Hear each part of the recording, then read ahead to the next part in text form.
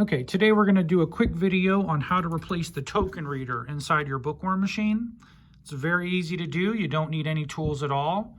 But the very first thing you're going to want to do is flip your little blue switch and turn your machine off. Anytime we mess with any plugs on a machine, we always want to turn the machine off. So all we're going to do here is if we follow out the top left side, there's a little cable and a plug for this token reader. Okay, so it's usually tucked in here a little bit.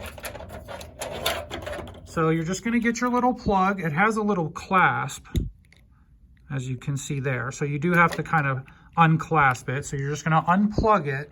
And then at this point, it's very simple. You just grab the whole token reader and you lift it up and off.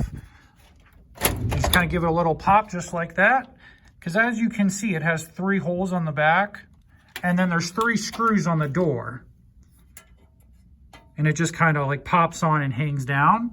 So that's really all there is to it. So then you would take your new one and you kind of just eye up the holes.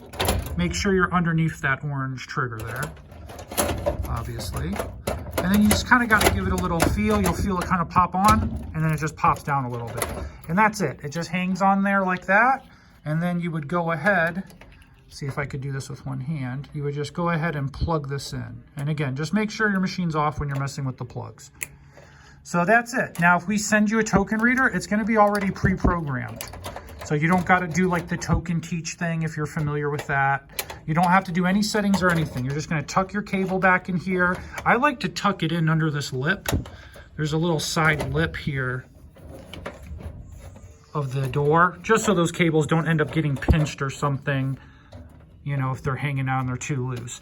But yeah, just tuck in your cable and turn your machine back on and everything should just work. If you do this and your machine and it doesn't work, then give me a call, let me know. We'll have to go through some troubleshooting on that. And but 99% of the time, if you get a replacement, it works right out the jump. So we appreciate you for choosing Global Vending. If you have any other questions, just let us know. Thank you.